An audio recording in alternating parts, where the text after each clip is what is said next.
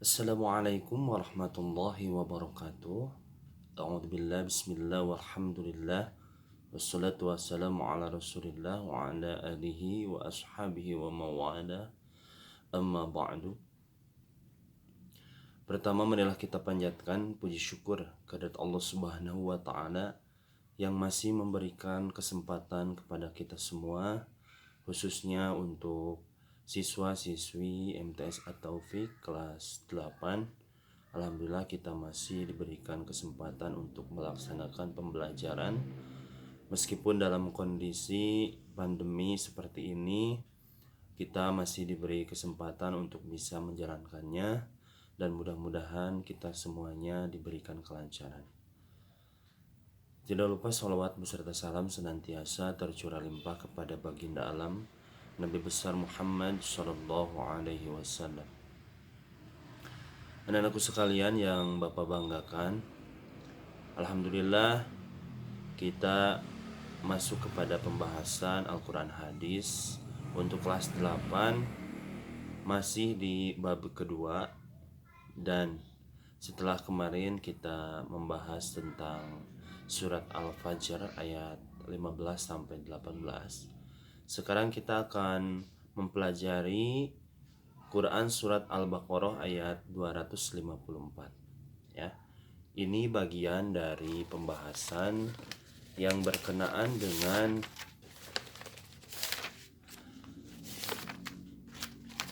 pembahasan bab kedua yang berkenaan dengan infak di jalan Allah Subhanahu wa taala ya. Nah, dalam pembelajaran kali ini diharapkan kalian bisa untuk membaca dan menghafal Quran surat Al-Baqarah ayat 254. Selain itu, kalian juga harus bisa mengartikan dengan baik Quran surat Al-Baqarah ayat 254 ya. Salah satu tanda kesuksesan dalam belajar, kalian bisa mencapai tujuan pembelajaran itu ya. Jadi diharapkan membaca, menghafal dan mengartikan Quran surat 254. Quran surat Al-Baqarah 254. Selain itu, kalian juga harus tahu isi kandungan dari Quran surat Al-Baqarah ayat 254 ya, yang nanti akan Bapak jelaskan. Baik anak-anakku sekalian, sebelum ke pembahasan Quran surat Al-Baqarah ayat 254, Bapak bacakan dulu suratnya ya, dan kalian diperhatikan. Bapak harapkan ketika Bapak baca, kalian sudah membuka surat Al-Baqarah ayat 254 ya. Dan bisa dibuka bukunya ya, yang ada Quran surat Al-Baqarah ayat 254 ya. A'udzu billahi minasy syaithanir rajim. Bismillahirrahmanirrahim. Ya ayyuhalladzina amanu anfiqu mimma razaqnakum min qabli an ya'ti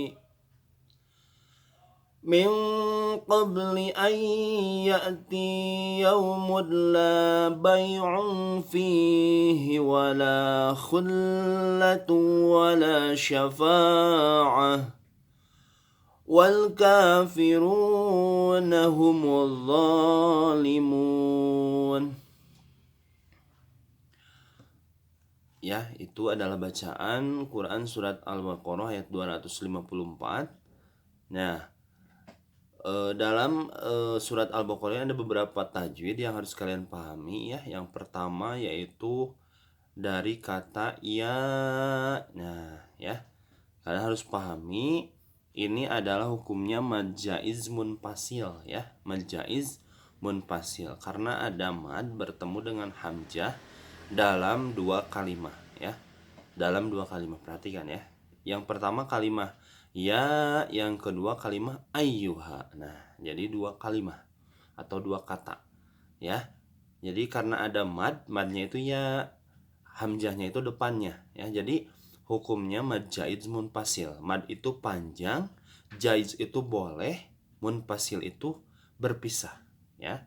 Jadi mad dengan hamzahnya itu berpisah ya. Panjangnya boleh memilih antara 2 harokat, 5 harokat, dan 6 harokat. Tapi diharapkan atau disarankan membacanya lebih panjang, yaitu 6 harokat ya. Ya ayyuhal. Nah, ini hukum bacaannya yaitu alif lam syamsiah ya, alif lam syamsiah. Karena ada alif lam bertemu dengan huruf syamsiah ya.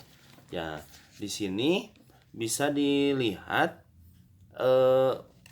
ada alif lam bertemu dengan lam ya, tandanya adalah tasydid ya. Kalau alif lam itu, alif lam, hukum alif lam itu ada dua, alif lam syamsiah dan alif lam qamariyah ya, tandanya bisa dibedain. Kalau alif lam syamsiah itu tandanya tasydid ya, kalau alif lam qamariyah tandanya sukun ya. Nah, terus yang ketiga di sini ada a. Nah, ini disebutnya mad badal ya. Karena mad badal, mad itu panjang, badal itu pengganti. Jadi alifnya asalnya alif diganti dengan patah berdiri ya. Maka si alifnya itu hilang diganti dengan patah berdiri, diganti. Nah, itu badal, maksud diganti itu alifnya ya. Nah, jadi hukum bacaannya mad badal.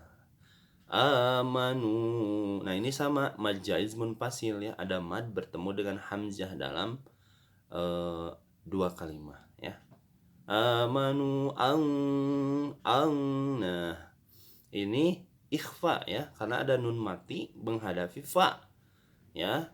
Setiap ada nun mati atau tanwin bertemu dengan huruf ikhfa ya, maka bacaannya harus mendengung 2 harokat ya. Amanu ang, 2 harokat ya mendengungnya. Anfiqu. Ang ya, ikhfa ya. Nah, kemudian di dalam Quran surat Al-Baqarah untuk tajwidnya mungkin itu yang harus kalian perhatikan. Selebihnya kalian pelajari lagi ya untuk ilmu tajwidnya, karena ilmu tajwid ini penting untuk bisa membaca Al-Quran dengan baik dan benar ya. Selain itu juga diperhatikan makharijul huruf ya, tempat keluar hurufnya ya, diperhatikan lagi, bisa dipelajari di rumah, dibiasakan untuk membaca Al-Quran dengan baik dan benar ya. Nah, dalam Quran surat Al-Baqarah ayat 254 ada beberapa hal yang harus kalian perhatikan. Yang pertama, kita disuruh sebagai orang-orang yang beriman ya. Hai orang-orang yang beriman ya. Jadi ini surat biasanya kalau misalkan ada kata-kata hai orang-orang yang beriman, berarti itu diperuntukkan untuk orang-orang yang beriman. Biasanya ini Quran turun ketika Nabi sudah hijrah dari kota Makkah ke Madinah. Kalau jadi khusus kepada orang-orang yang beriman. Kalau misalkan Makkiyah atau surat yang ketika Rasul belum hijrah atau masih di Mekah, itu biasanya umum. Contohnya ya ayyuhan nas, hai semua manusia. Jadi semua manusia, tidak terfokuskan kepada orang yang beriman saja. Jadi semua manusia. Nah, itu ya. Apa seruannya? Jadi kita sebagai orang yang beriman, kita diperintahkan ya. Di sini ada kata belanjakanlah. Nah, kalau misalkan ada kata lah dalam Al-Quran, berarti ini artinya perintah atau fi'il amr ya, fi'il perintah. Kalau perintah berarti harus mutlak dilaksanakan. Kalau tidak dilaksanakan berarti kita akan mendapatkan dosa. Tapi kalau dilaksanakan kita akan mendapatkan pahala ya. Jadi kita sebagai orang yang beriman diwajibkan ya, diperintahkan untuk membelanjakan harta sebagian dari rezeki kita yang Allah berikan itu, kita harus belanjakanlah. Artinya kita harus berinfak ya, berinfak di jalan Allah ya, harus bersodakoh, karena harta yang kita punya itu sebagian milik orang-orang yang membutuhkan ya. Bisa itu untuk fakir miskin, bisa untuk anak yatim, bisa juga untuk tetangga yang kurang mampu ataupun kerabat-kerabat yang kurang mampu ya. Bisa juga untuk fisabilillah ya. Guru, ustadz ya yang mengaji itu namanya fisabilillah ya. Kemudian ibnu sabil ya, orang yang sedang menjalankan pendidikan ya, yang kurang mampu itu bisa.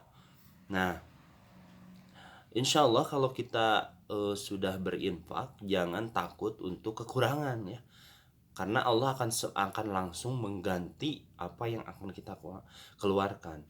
Malahan kita akan diganti dengan berlipat-lipat ya, insya Allah.